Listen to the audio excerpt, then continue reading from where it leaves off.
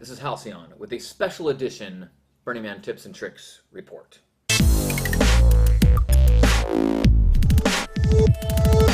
By now you've probably heard about Krug Champagne and their photo shoot that they did during Burning Man near the trash fence.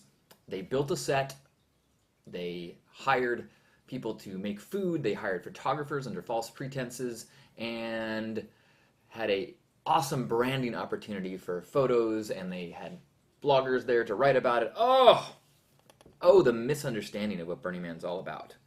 Now, they left their stuff there that they built for other people to pick up. So right off the bat, it's just like, boom! You violated one of the principles. Leave no trace. You left a trace. That's so obvious.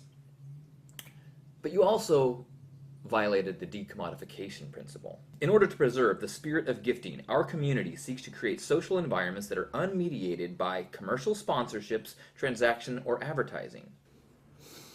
Now, I don't blame a company for wanting to get in to the Burning Man crowd. We're movers, we're shakers, we're trendsetters, we're outliers.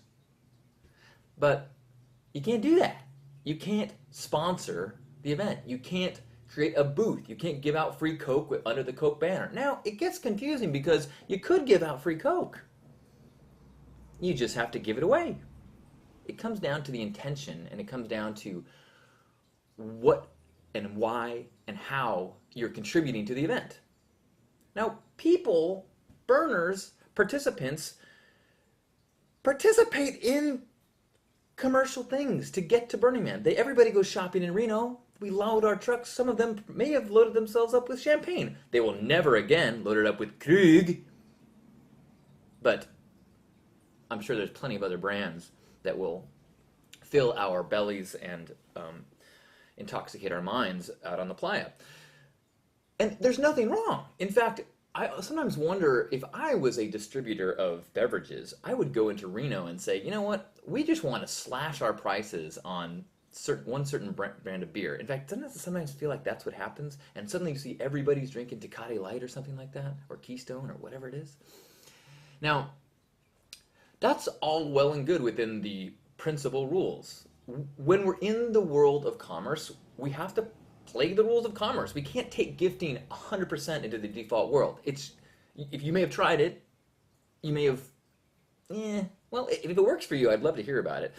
When you try to simply receive a gift from a gas station, for example, and they're unclear on the idea of gifting, it feels like to them like theft. But whatever. Anyway, now, decommodification and the playa and burning, I think it's an area that we need to give some attention to as we grow and as Burning Man becomes not this 1 week a year thing, but becomes this lifestyle, becomes this all year long. All year long? I hope it's not wrong. All year long process of integrating these principles and these ideas and this creativity and this expression, this participation into the world. And as we do that, we can't not participate in commerce. We have to participate in some way. In fact, there may be some ways where we can do so in exciting ways. For example, if there are companies that embrace, work with, listen to burners, then shouldn't we be giving them our business? There's that one grocery store in Keystone that every year they seem to do whatever they can to make burners happy. They put water outside, they load your car for you. I'm always so impressed that I want to go back to them. You know, I don't go, ooh, you're trying to do commerce on me. No, they're doing what the world does. And they're doing it in a way that says, how can we make it better for you burners? If we made pressure and said, look, we don't want any extra packaging, I bet they would reduce the packaging for us or buy products that have what we need. So I speak to this from a little bit of a testy, perhaps unqualified stance because my camp, Pink Heart, has been working very closely with a commercial brand for the last few years. We give out vegan coconut ice cream, and we work with a corporation that creates and makes this ice cream.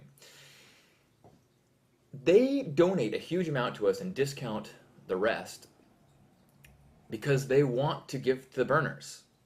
They've never asked for any sort of branding. They never wanted to be, it's like, it just, they wanted to know that their ice cream is being eaten out on the playa. Many of them are burners. They love that they have the opportunity to gift in that way. They also, because they come from this vegan kind of activist stance, they would love for people to know that you can have a creamy, icy treat without using animal products. So if we can facilitate that, they're stoked. If people are like, oh my gosh, where is this from? We tell them that it's made by this company, but the intention, I've always felt, is that they wanted to gift to the community. And so in response to their energy and the way they've done it, I've been pretty lenient with the way that I have thanked them. They've never asked for their name to be said. They've never, said, can you put a little logo here? But when we did a fundraiser for a refrigerated truck, I said my name.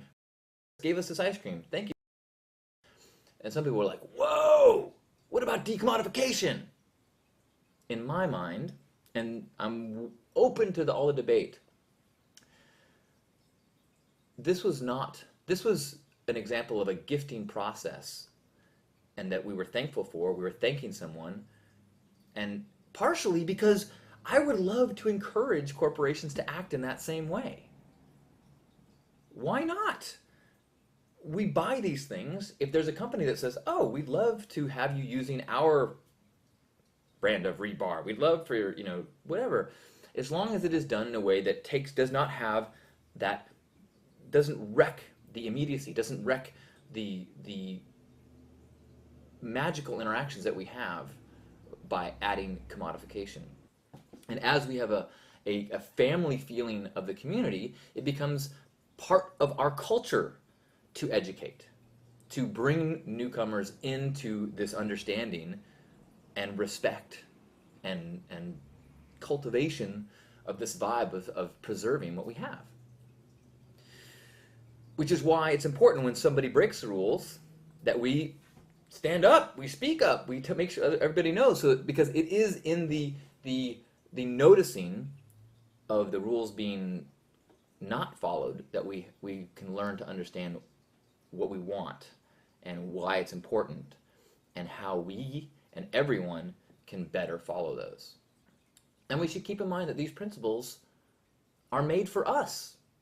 And if they are confusing or if they need adjusting, that's something that we as a community need to figure out. Clearly, the fact that we have a scarcity issue with tickets has made us have to reevaluate certain aspects of what these things mean. What does radical inclusion mean when not everybody can attend?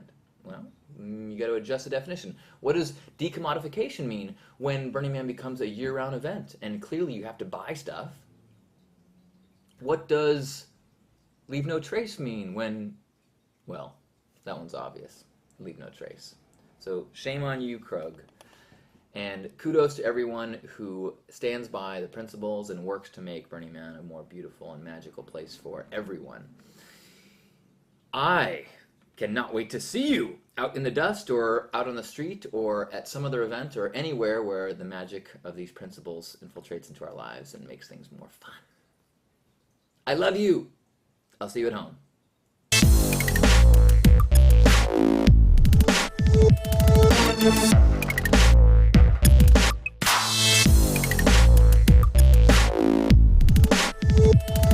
We'll be right back.